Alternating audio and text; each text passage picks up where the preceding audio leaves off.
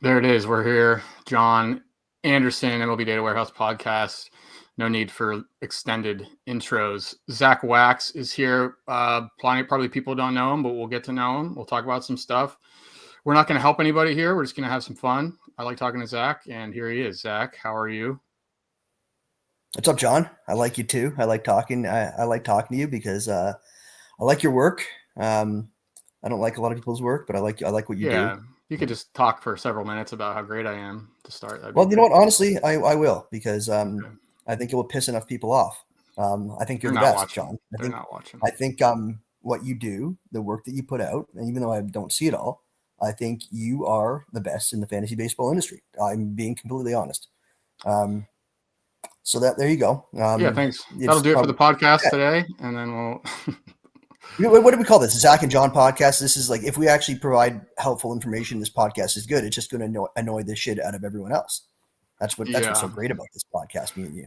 So we're going to talk about the NFBC stuff, the Gladiator. We'll talk about it. We're going to pretend that the mindset I have here is talking to someone that has no idea about any of this. So we're going to be really elementary about it. But we'll get to that because you're not the most popular guy because you don't do content or anything like that, right? Like you have this Draft Champions podcast. Real quick on that, is that still going? I was checking the feed and I hadn't seen anything. Not recently. Yeah, it's still there, but it's just like I'll do it when I want to. It's more of a winter thing anyway. It's more of a baseball. Yeah, no, it's more of a fab pod turned into a fab podcast. So when the baseball season's not really up in full swing and there's no fab going on, it's not a lot to talk about. I don't really want to help people in terms of telling them who to draft and stuff like that and what my thoughts are on these leagues. Like it's not my thing. So that's the point, is that you are the reason that you're in this sphere at all is because you're a high stakes season long fantasy player. Yeah. That's what you consider yourself. That's right. I'm guessing you have other things in life to make your life worth living rather than fantasy baseball, but I mean, some people think that this is like my job. It's not at all my job. I just it's sort of an unhealthy hobby, I would say. That's healthy last year though, right? I mean, it can be healthy. It can be healthy. Yeah, it was healthy in some ways last year. It was successful in the fantasy baseball realm, but probably didn't help other aspects of my life. Right. So try to cut down on them for sure. Yeah, because I mean, how many of these leagues? So NFBC is the National Fantasy Baseball Championship. I guess it's based in the U.S., but I don't know the legality of it. It's obviously legal in America and in Canada where you are. But it's high stakes fantasy baseball. There's baseball. There's football and basketball as well. The reason I think it kind of recently blew up. At least I wasn't really aware of it until 21, 22. I think it started not long before that. It's not like it's a somewhat new thing, I think, but it's really it's hard to not have a profitable business when you're running a bunch of contests and you're just taking a cut every time. Like they can't lose. So it's cool for me. But the thing it's known for, at least the way I came to know it, is because people are doing these drafts in November, December. I mean, there's some in October. Even some of you guys get them to like set you up one in July or something, right? Like there's a fantasy baseball draft for the next year while the season is currently going. So it's like year round, basically. But as soon as the World Series ends, like it's full on go for them. You can draft teams all winter, which is interesting. And it sounded crazy to me 3 years ago, but now I kind of do it. So that's the world you're in now. Did this all start for you with NFBC? I mean, what were you doing like baseball wise, fantasy sports wise, gambling wise, whatever in like 2018 or whatever? Where did this all come from? Yeah, before I started doing this, Yahoo. I'd play on. I'd go into the Roto World forums, and it was a lot of. You can get into a lot of the fantasy football stuff in on Yahoo, those forums. And I made a lot of. I made a lot of my bankroll on fantasy football actually, playing on the Yahoo leagues. Obviously, like the Yahoo is a lot weaker than NFBC. NFBC better competition, but baseball and football, I had to get like 3 different Yahoo accounts for myself because I was in so many leagues. And that's basically what I did. I'd search the forums, I'd scour the forums and join leagues. And that's how I met Mike Kurland, actually. We were both doing the same thing. Oh, yeah. And that's how he was sort of like my first friend in this sort of game. And we played in a lot of common leagues together. And then I sort of gravitated to the NFBC first, and then he followed, but also doing content and shit like that. But that's where I started. That's what I Yeah. was doing But you're before. not a writer or anything. You have a business yourself, your personal life, you got a family. So Yeah, the, yeah, the sick thing I yeah. see from you is you're drafting teams nonstop. I mean, you'll probably make picks during this podcast here, right? Like on November 10th.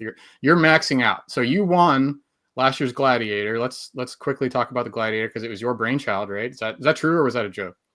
No, that's true. That is actually true. Okay.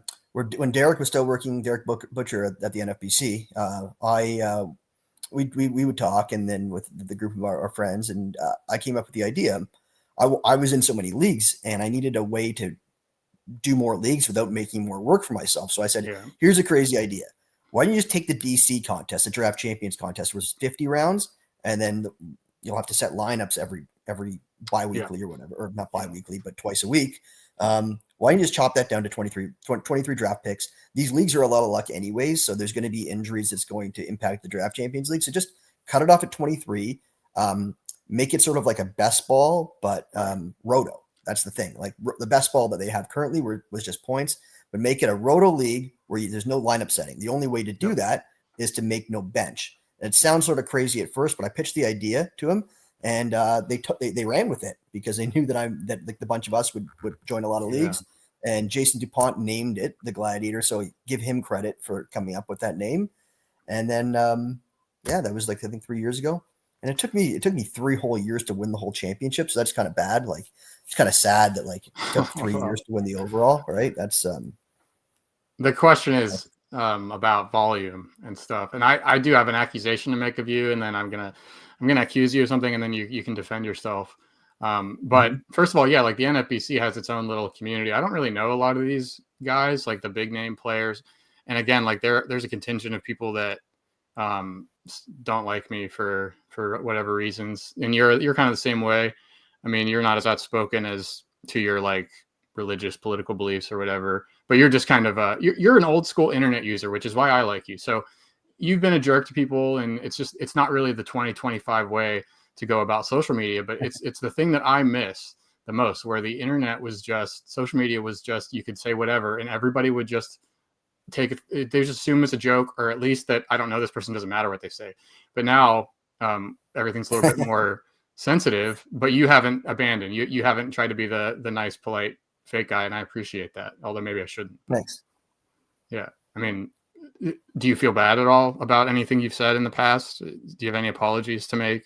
Are you going to keep going? Maybe your volume has slowed down a little bit lately. I mean, what's the story? My volume in of tweeting, of posting on tweeting. I thought you meant like drafts or being. No, we'll get there. We'll get there, but yeah, no, I don't know. Maybe slow down a bit. I just get busy, but I don't know. I don't really. I think it's just sometimes you need sometimes people just need to hear the truth, and I just keep it real.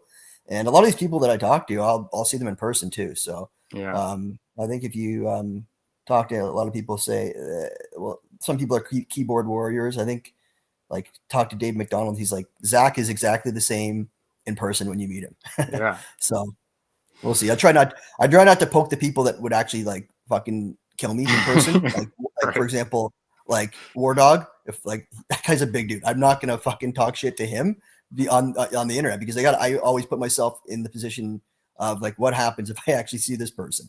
And yeah, I'm not gonna. You can't go too far sometimes, and you got to stay on certain people's good sides, I think. But that's just basic survival. I mean, that's the real world. You know, that's a way of treating social media like the real world. But I don't know. It's just like everybody. You're supposed to be so polite and never say anything controversial or mean or whatever. And I've never been able to do that. Like I get it, and even from like a Christian moral perspective, I suppose I've backed off. You know, I'm not trying to cause problems or like embarrass anybody or whatever. But it's just, it's fun. I don't know. The social media should be fun, and we've all just like turned it into something where everybody's walking. I think I said this last time we talked. I think you just gotta. People take themselves too seriously in this realm. It's a game, and then some people get cocky sometimes, and some people that get cocky and a big following, you just gotta fucking take them down a peg sometimes. Yeah. Some people just deserve to just get fucking taken down a peg. And you've been blocked quite a bit. I saw even some fantasy receipts. I mean, fantasy receipts is pretty good. These football guys, like I'm not really a football. I don't really talk too much about football, but anytime you call these football guys out, they're soft as It's soft as baby shit. These guys, they don't want to hear anything bad. All they want, these fantasy football guys, is to get to 25 likes by the 25 friends, and they're just going to jerk each other off. As soon as somebody comes in that they don't really know and tells them that they're wrong or disagrees with them, they're going to get all bent out of shape and they're going to block you. They're fucking soft, fucking pussies, these football guys. So typically we try to keep this without the explicit tag on Spotify, Zach. I mean, I guess it's too late, but what's done is done. My kids, you can bleep out the previous stuff. I have self-control. I cannot swear the rest of the time. Is there a StreamYard automatic bleeping mechanism? It's okay. But yeah, fantasy football. And I don't really begrudge anybody for blocking people. I mean, if you don't want to see something like that, then fine. But yeah, it does make you look like kind of a weenie. The fantasy receipts thing is so funny to me. So it's this anonymous account that goes back and looks at old people's predictions and stuff and finds the worst ones and lights them up and calls them out. And again, it's like the guy's clearly just trying to have a good time and like old school internet and keep some people accountable or whatever. I don't think any of it is serious enough to even worry about, but yeah, like a lot of people have gotten very, very upset about that. But Zach brings back to old school internet, and that's something I appreciate, but you're right, you're a little bit of a lightning rod, so some people probably won't like seeing you here. Yeah, I generally try to keep it to the fantasy baseball takes or football takes and tell them like the takes are wrong or you're hypocritical in that. I'm generally not going to go after people for like personal things. I try not to do that. I don't think I do that. Like I'm not going to call somebody like a fat fuck or something like that, or tell them they're ugly. That's not my like goal here. That's not something that I think that's the low hanging fruit. I try to make my rips a little bit more what do you say, like challenging. I try to challenge myself a little bit more than that. If you call somebody fat, like they could lose weight, I guess. There's so much they could do, but whatever. That's like over that's it's not funny. It's not funny. Like when I don't know, do you know Mike the Mouth? Have you heard of him? Masato, Godfather, NFBC. Yeah, that guy's like when I did the podcast with him, like he would make those like fat jokes at the analysts. Like that's sort of like I don't really like that. Like that's not my thing. Because it's sort of like low hanging fruit. It's sort of like, yeah, you're trying to be funny, but like, yeah, anyone could come up with those jokes. It's just they choose not to, because it's like, like you want to roast someone, you think of a good joke that's clever and unique, not this. Right. So, do it for something that they could easily have, some dumb thing they said. That's a little bit different. I think I'm with you, but all right. Yeah. Gladiator, you said, so you described it. It's 15 team, 23 rounds, no bench, no trades, no waivers. This is all draft and hold. So after you draft the team, this is what I like the most about it, because I'm terrible at setting these lineups. Like I'll draft a handful or a couple of handfuls of NFBC teams, usually just the 50s, because I'm not a big money guy. I don't play the main event or anything like that. But by like July, I hate setting the lineups. I'm just not interested in it at all. So the Gladiator, you just draft it and then you're done. You don't have to. You can check, close it, hide it, whatever. Check it again on September 1st. See how you did. And that's interesting. I find that surprising, because of anyone, I think you have the skills to be very good at lineup setting. Like, yeah, you have a daily mindset at times. Like I'm not really like that, but I don't have the patience for it. I don't know. I just, like, after the draft is done, I lose interest in it. Like I don't really care. I'm not invested enough in it financially. Like it's an insignificant amount of money. Like it's not enough to really draw my attention. And then, so the thing that demands my attention during the summer is like, from the fantasy perspective, it's like obviously my MOD to warehouse. I work a couple hours a day, at least on stuff there. I have a home league team. And for some reason, like the home league team is not, it's basically no money, but I've been playing with my buddies since 2007. Like that emotionally, it's all there. So I just don't really care about the NFBC teams. I end up forgetting about them. I'm not that good at paying attention, whatever. So I'm a bad player. Like I've lost money every year I did NFBC, but it's not about the profit for me.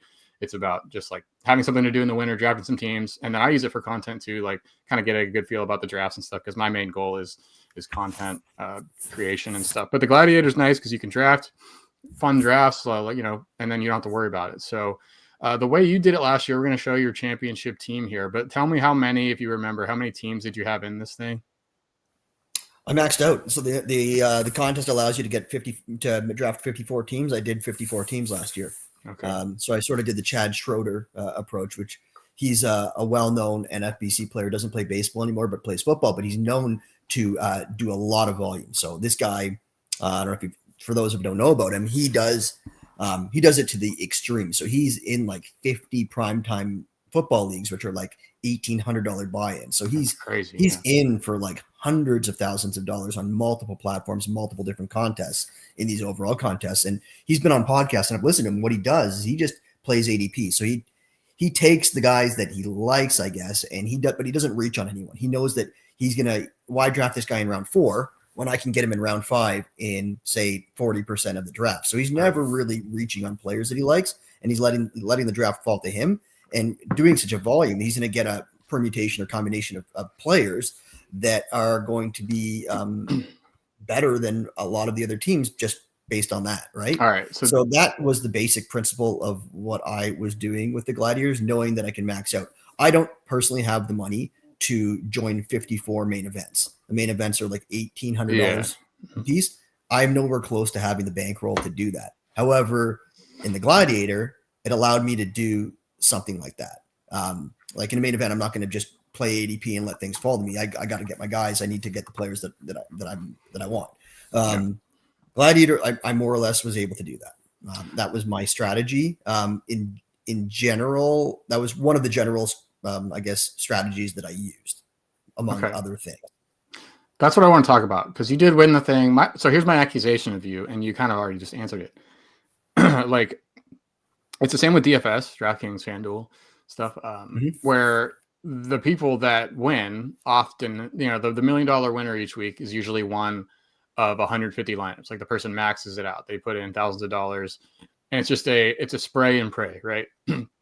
If you have 150 entries in a tournament, someone else only has one, like who's going to win that, right? Obviously the 150. So would you say, and I guess you kind of already did answer it, like you didn't come in there with a small list of players to take. You kind of just went for volume, and then it worked out in this case because you had statistically the best chance of anybody right off the bat just from volume alone.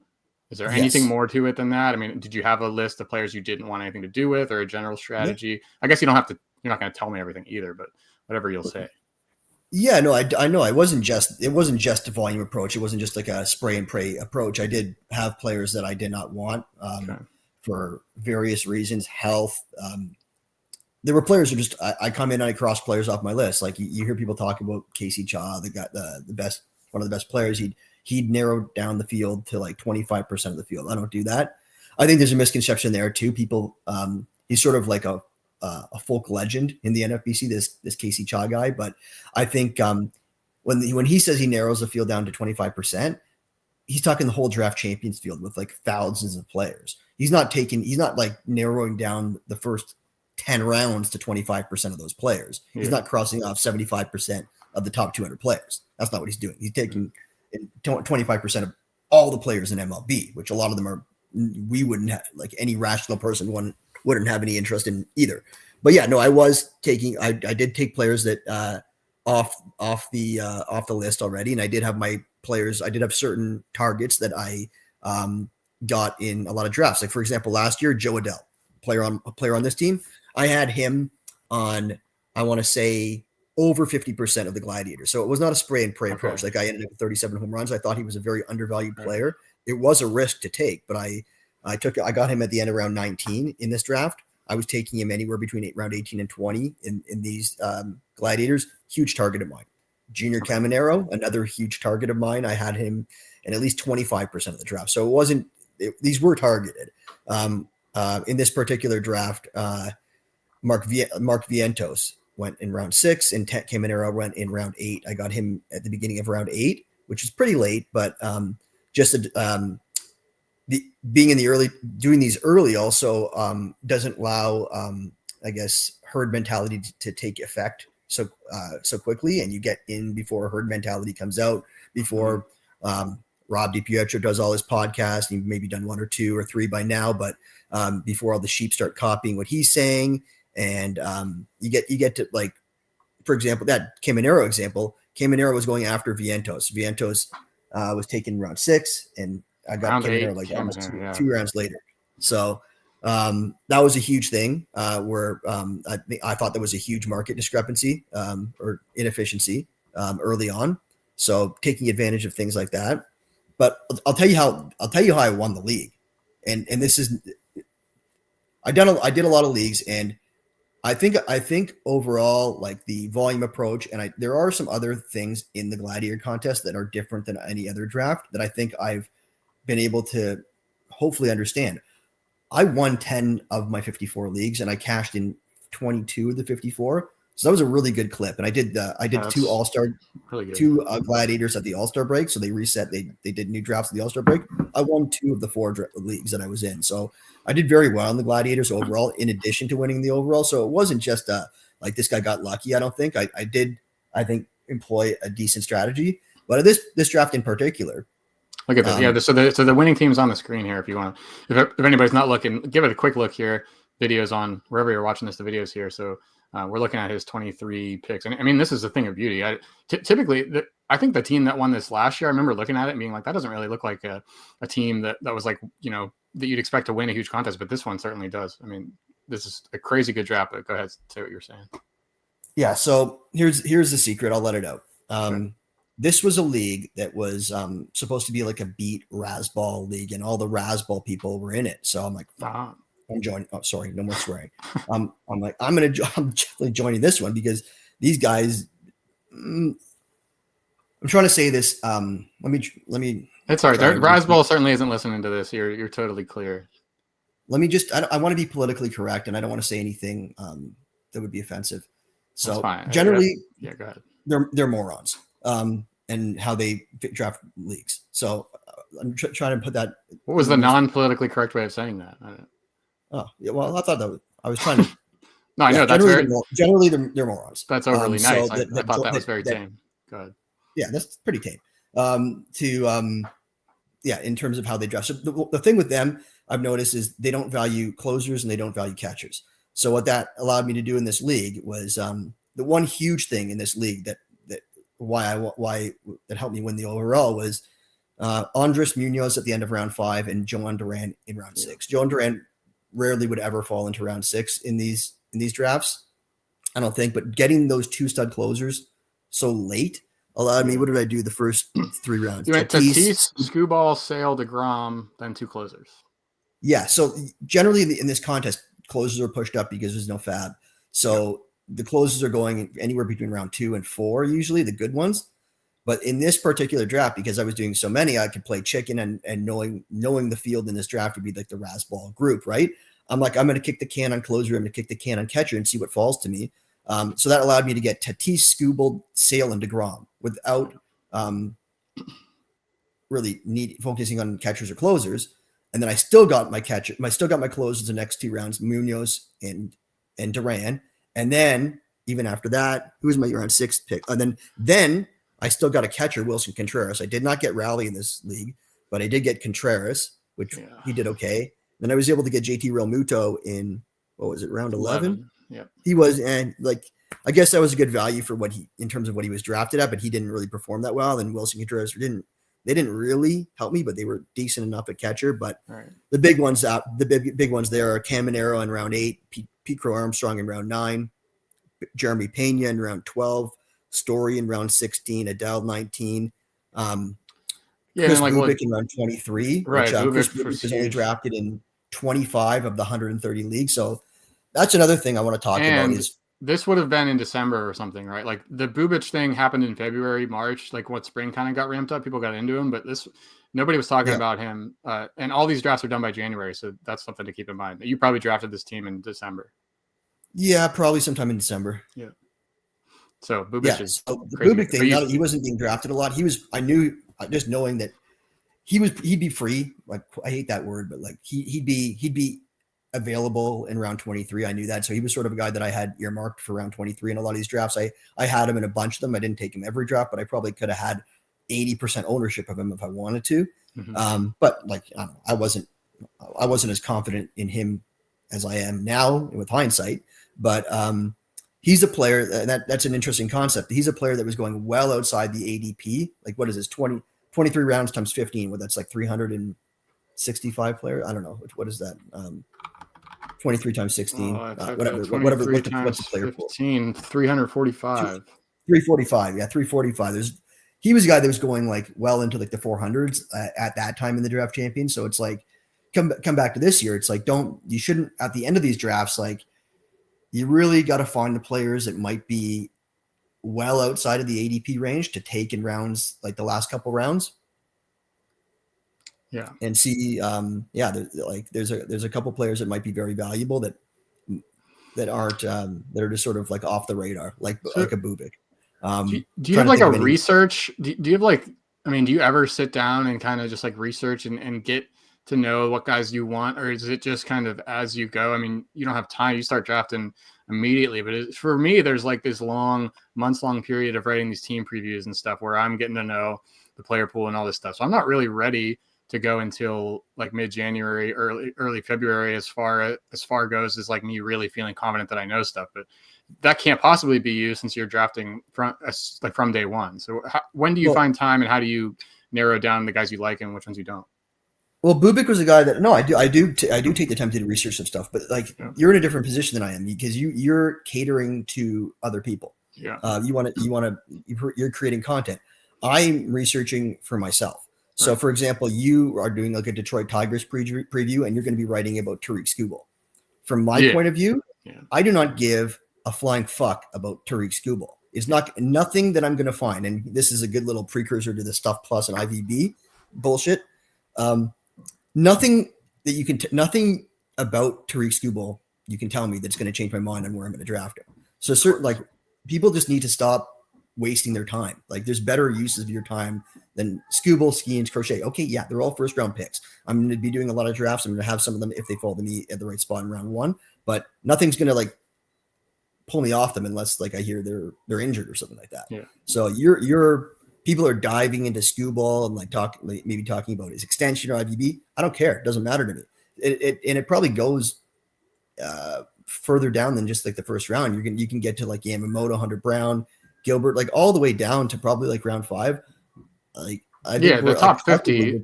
The top 50 isn't worth spending time on. No, I don't spend time on these guys. In the team previews, you mentioned them. I know, yeah.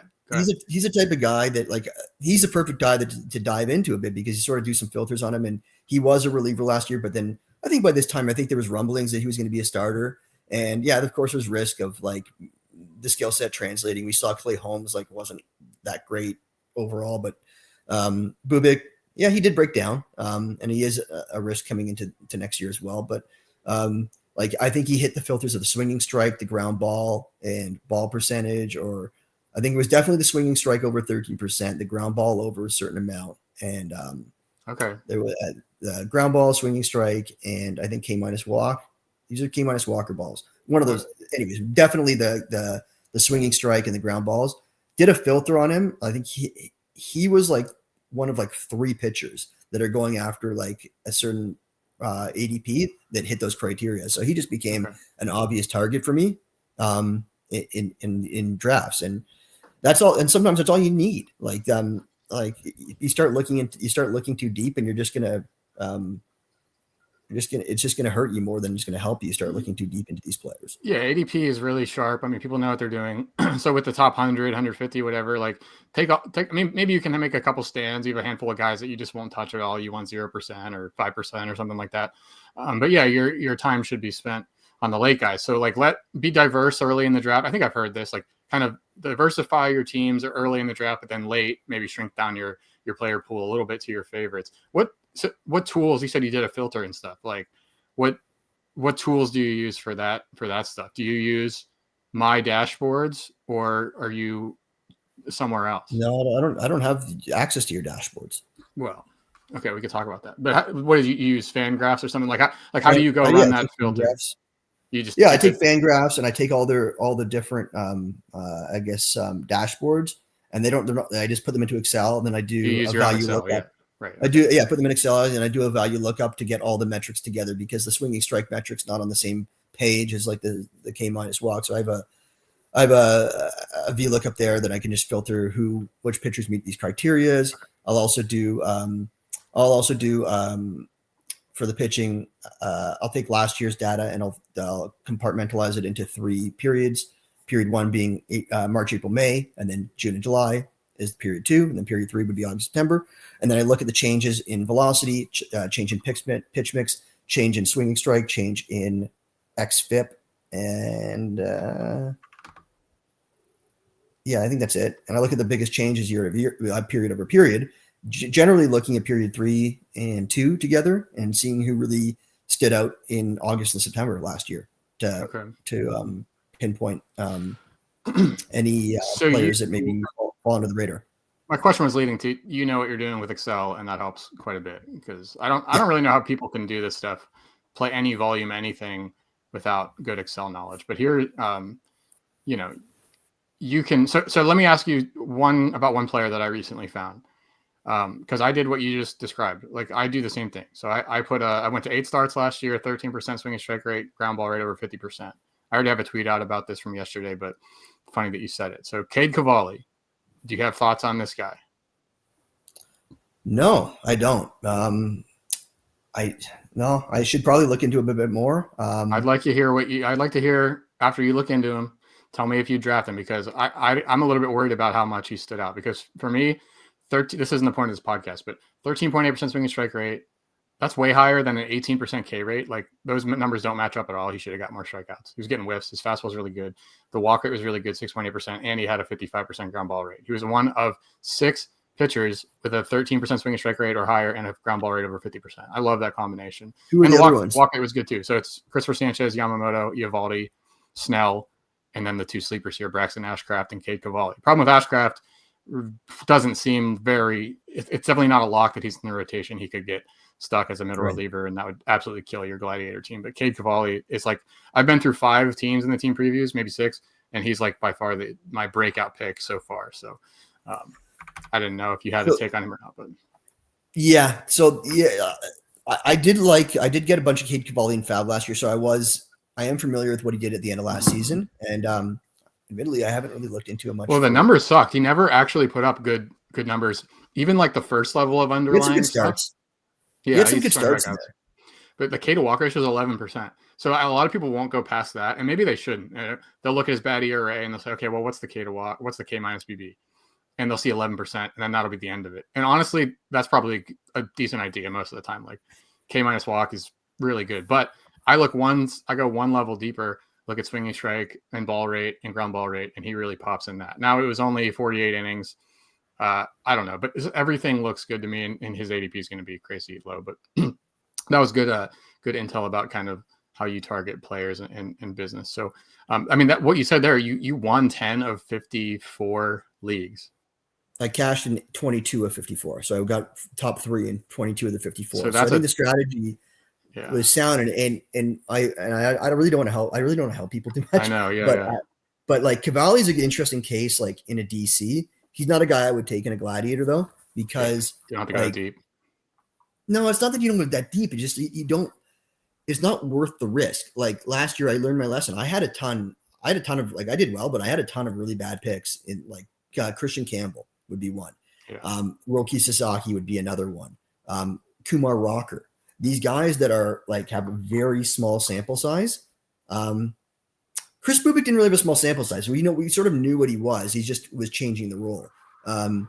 These guys like Christian Campbell, Roki Sasaki, Kumar Rocker. There's numerous other examples that I should have been more prepared for this, but it's just, these guys aren't going to win you. There's no one there that's going to win you your league.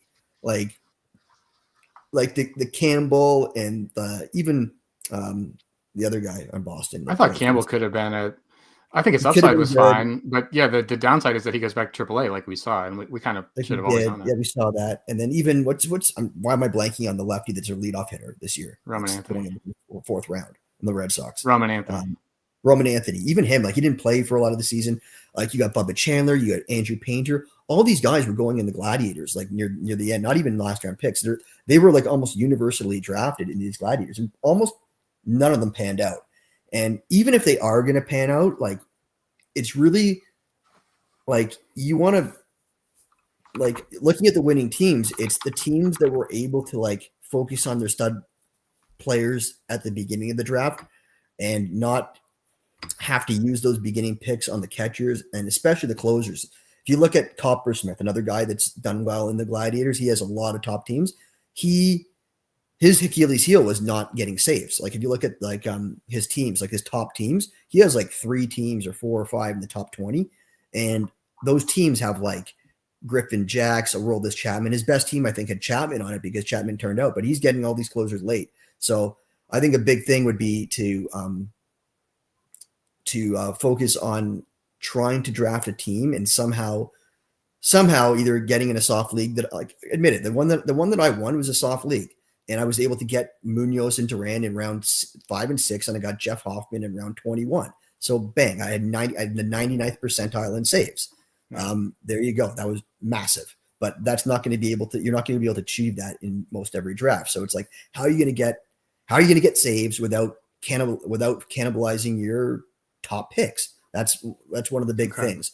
And I don't think that, like looking back at last year and maybe even the year before, like all these busts, all these rookie busts, people think you got to hit for upside, and shoot the moon and like have a unique build. Go back to last year. Jackson Merrill was drafted on 0 Gladiator teams. I had him on a ton of DC teams, but I didn't have the balls to draft him on a Gladiator team. Now you're going to look at this year. You're going to have JJ Weatherholt. You're going to have Connor Griffin, McGonigal. These guys are going to be probably drafted again. And like, let's say they do hit. Is that really going to be worth like? Well, they can't hit. Here? I mean, like they're not going to be on the team opening day. There's like you're starting down 20% of the season, like minimum, right? So that's already a big cripple, and then they may never come up. So they might not be good. They might not be good. So like, is it like, are they worth the squeeze in a Gladiator where they're stuck in your lineup? Yeah, Weatherholt went to. I think there's been 3 Gladiators on my. So this is my NFBC ADP dashboard. You're familiar with this, right? I think you've used. Yep. Okay, I only have 2 Gladiators captured here, and Weatherholt taking in both of them. Right, like that's pretty wild because, I mean, I guess the Cardinals are a team that maybe he is the opening day guy, but rookies are just so like hard to trust or whatever. The fail rate is so high, so that's great. I wonder if Griffin. I don't think there's much chance he actually gets into the majors at all next year, and he's been picked. He already got taken in one. Like that seems to be a dead team because there's no bench. Every guy, so you're taking zeros. Whoever took Connor Griffin here. Most likely he's taking zeros from one of their 23 spots all year, and that seems like a very stupid thing to do. Yeah, I guess it's your opinion that he's not going to be up all year. I don't know. I think it's unlikely that he's going to be up soon. That's just my amateur opinion. But you see the top Gladiator teams, like you're taking zeros for significant periods of time. Like I won. Take my team. I had Royce Lewis. He missed significant time. I had Chris Sale. He missed significant time. I had Chris Bubik. He was a dead spot for like the last 2 months. I had Kumar Rocker. He was shit plus a dead spot for most of the year. Looking else like, but generally like the team. Chris Morel. Was that another one? Christopher Morel you took in the. I can't tell. Yeah, that was a bad pick. Yeah. But the thing with those guys, like you can. I think what I'm going to strategize this year is like, you can take the guys that might have playing time risk around there because you're not really expecting much. Like Chris Morel, like still put up like 9 still like what was he, like a 10-10 guy? 11 homers, 7 steals. Yeah, something. Yeah, like 10-10 on average. Like he's still putting up like the prime counting stats that like a Luis Arias did anyways.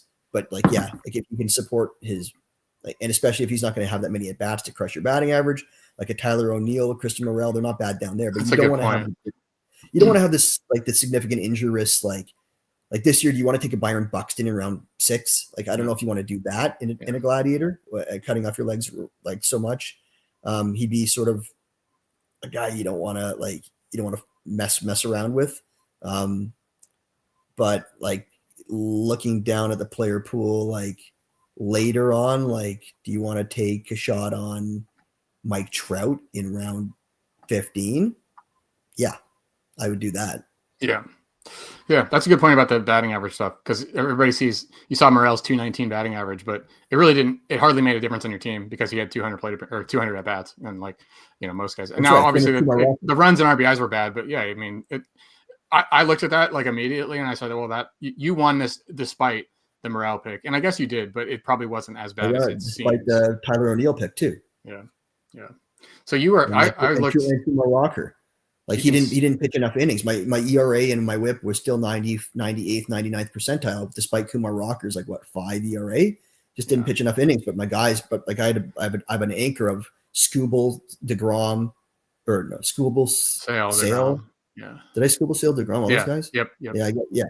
So yeah, that basically made Kumar Rocker look like fly shit. All right. Second place team. Needle in a haystack. I might see every time I talk to you, I get excited. I want to do what you're doing. I want to mass enter this thing and just see what we can do. And it is pretty affordable to your point. I mean, you max out, which is like $2,700 plus fees or whatever. So I wouldn't go anywhere near that, but I might enter as more teams here. But this is the second place team on the screen. Judge, William Contreras, Logan Gilbert. Not a great start. I mean, Judge obviously fine. Contreras wasn't that great, stayed healthy at least. But there's bust picks here. Pablo Lopez missed a ton of time. Marcus Semien was bad. I guess he was mostly healthy and stuff. So the volume was there, but just you're gonna have dud picks. Mason Wynn in round 13, That was bad. There's dud picks on every team. You don't have to be perfect, but obviously, just getting as many entries in as possible. I mean, it's not, you don't even have to say it, but yeah, the more entries you get in there, the higher chance you have at the overall prize, which is $10,000, right? Is that what you took? Yep. And then this guy, last 4 picks. So this is another strategy here, which I don't think I would deploy in a Gladiator. But if you're doing 100 drafts or whatever, you said 50, this is something you can do. So this guy with his last 4 picks, this is a second place team. Cade Smith, Brian Abreu, Aroldis Chapman, Jeremiah Estrada. Abreu and Estrada, I don't know if his intent was the ratio help. They certainly did that, but they didn't end up with saves. But Cade Smith, Aroldis Chapman were probably the 2 best reliever value picks at the end of the year. So is that something you try for a certain percent of your teams? Just see if you can get super lucky with the setup man late, or are you always no? I don't. Okay. I don't, because it generally doesn't work. So I think I looked at this one. This is where he took the 3 potential closers as his last 3 picks, and he didn't have any other relievers. He took last 4 rounds, Cade Smith, who was the setup man for the Guardians at the time, Brian Abreu and Jeremiah Estrada. Abreu's an Astro, right? Estrada's on the Padres. Mm-hmm. So these were all just elite setup men. Nobody was taking Chapman as a closer, but his last 4, 2 of them paid off massively with Smith and Chapman. They got a ton of saves. And then Smith probably didn't end up with a ton, but he was the guy after this Emmanuel Clase thing. And then Abreu and Estrada didn't get saves, but at least the ratios were helped. So this is a second place team. And if you look at this, Chase Coppersmith is the guy that drafted the team. Yeah, he entered a lot of these Gladiators, also not as many as me, but he took a similar strategy. You're on auto. You did auto. You want to be on auto? Looks like you're in a league right now. I don't know if you're. Yeah. No, I had a pick. That's fine. I was ready. I queued it up. Yeah. So what he did was he tried to just hit strike gold with relievers, but the thing is, it's just so hard to hit on one of them. If you're gonna take, he's taking 4 at the end. So best case, you're gonna get 1 or 2 of those guys, and then you're gonna be, I don't know, maybe you hit on 2 of the 4. That's really hard to do. Yeah. For me, I think maybe take 1 legitimate closer and then take a shot on the Chapman and Cade Smith at the end would be helpful. But again, they're not going to get you enough saves. It's so hard that because it's these players are in your lineup and you're relying on them the whole year. It's so hard to try to speculate on a guy that's going to eventually fall into the role, because you're already missing, what are you hoping for? 10, 15 saves you need. And then I don't like to have more than 3 relief pitchers. I did just finish a Gladiator this year, and I did take 4 relief pitchers. I think it's the first time I've ever done that, just because the only reason I took 4 was because there was a reliever that I thought was not just a spec. I thought he was got a decent shot of getting saves right away. That's why I took him as my 4th reliever. But generally I want to stick to 3 and maybe even 2. That's 9. There's 9 pitcher slots. So you're a 6-3 or 7-2 drafter from starters to relievers. Yeah. I think 4 is just you're going to lose too much in strikeouts. I think. Yeah. I don't really want to give too much away here, but we're going to wrap it up anyway. 45 minutes is about what I wanted. So I was going to ask you if you have 1 player you like, will you even give me one target? Okay, I'll give you this. Late in these Gladiators, You don't have to. I like punting. I like punting catcher, and there's a catcher on the Cardinals. His name is Jimmy Crooks. Yeah. He had a little taste of the majors last year, and get pretty good numbers. And you know that Herrera, we're not sure what he's doing. I think there's a DH spot available if they move Contreras. Anyways, I think there's a spot for some playing time, and he's got some good numbers. I think 14 homers in the minors last year. They've already brought him up, so there's a good chance he starts up this year. So I think he's a guy that no one really wants, and a guy that can put up similar production to any of those catchers that are going in the last couple rounds. And you're not afraid of him only getting 250 at bats? That doesn't bother you that much? Well, no, because like the part-time catchers, once you move away from the stud catchers, you're at 350, you're at 350, 400, and those guys are going in around like 15, right, 15, 16, with the Jeffers and the whoever else, like the, I don't know, Himes or Murphys, and who knows how much playing time Drake Baldwin's going to get next year. Anyways, like I think, gotcha. Ohapi, like how many plate appearances are you projecting for Ohapi? Like 400? 350, probably. Yeah, it's bad. Yeah, 400 max. Yeah, so he's going to get a couple less, and he might have more pop than a lot of the guys that are going later. So I think he's just I think if you can get him in round 23, he's just as good as anyone else that you're going to be drafting in rounds like 22 through 17. Okay. All right. So yeah, that's the Gladiator. I actually messaged with the NFBC guys. Do you have friends that work for them still, or are all your guys out? Like I know the people that work there. There's only a couple of people. There's Jeff Stein, right? So I'm definitely friendly with him. I would love. I kind of wanted to. I asked him about like a little bit of a partnership. I could kind of advertise, and we effectively are here. I'm introducing my listeners to the Gladiator. Probably get some more business, but I would like some comp entries or something. I would also think it would be fun to actually work for them. So I might send some messages, but we'll see. So that's the Gladiator. You can play for $50, 23 rounds.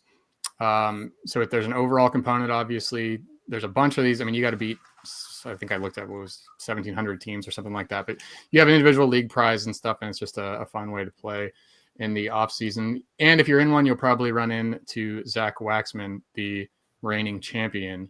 So I'll be in there. And now that I've kind of clicked around here, so you do one more thing. I showed, you can see the whole results. I was scrolling down earlier and all 1,700 teams or whatever it was with their teams total tallies. Like, do you have targets and stuff? Do you have projected, like, I want my team to project for this many home runs, runs, et cetera, or do you just fire away? Sorry, the connection is breaking up, but I think I understood your question. Do I have like target projections for the Gladiator? Are you tracking your teams as you draft them to see if you're getting to a certain projection level or no? Right. Yeah, I am for the hitters. So the pitching, I just want to make sure that I get your guys, that I spend enough draft capital on the pitch. Like the pitchers, I want 2 or 3 closers, and then the other 7 pitchers, I generally just don't want I want to get a couple anchors, and I don't want to blow up my ratios. So I don't want to draft Cavalli. I don't want to draft Jose Barrios. I don't want to draft Casey Mize. I like guys that like could go either way. I'd rather just have my anchors, and then I'd rather I'm not looking for. I'd rather just get somebody that I know that I'm confident not blowing up my ratios. Then yeah. So, but I do have enough about the pitching. I just want to sort of get the pitching, draft the pitching where I can use the draft resources for the pitching as efficiently as possible while maintaining my minimum standard of saves and ratios, I guess is the best way of putting it. But I do track my hitters. I want to get to certain levels, using Steamer right now. And I want to get to like, just looking at the 80th percentile, like I'm like for these Gladiators, like 280 home runs and 180 stolen bases are generally bare minimums you want to get to. And I'm still not even hitting those because I think Steamer's kind of, I don't like their projections right now. I think some of the Steamer stuff is pretty crappy right now. The plate appearance are all really low. They're projecting really low playing time for everybody, which is weird. I noticed. Yeah, like for example, Trevor Story, they have him at like 400 plate appearances. Why is Trevor Story at 400 plate appearances? I don't know. It'll change, but you're right. Yeah, I don't know if maybe you just like adjust everything and add 20% plate appearances to everybody or something. Yeah, I don't know. So like even using that is like I'm getting to like what like my last one. I think I got to like 240 home runs. Like this is not nearly enough. I'm like, did I draft just like too much upside, or what am I doing wrong, or did I go too heavy on pitching? But I don't know. I'll have to figure it out. That's another thing about drafting a lot of these teams. You get better at drafting as you go along. So I might have to get the draft buddy fired up here because I do that too. Like I try to log the draft and compare my team with everybody else to the projections. But yeah, it's tough to do in November. But all right, that's it for the Gladiator. Thanks, Zach, for coming on. Good to talk to you. Hopefully it's not another year till we talk again, and hopefully the Draft Champions pod gets going again because that's a wild ride. Yeah, we'll have to get you back on. Yeah, let's do I think that.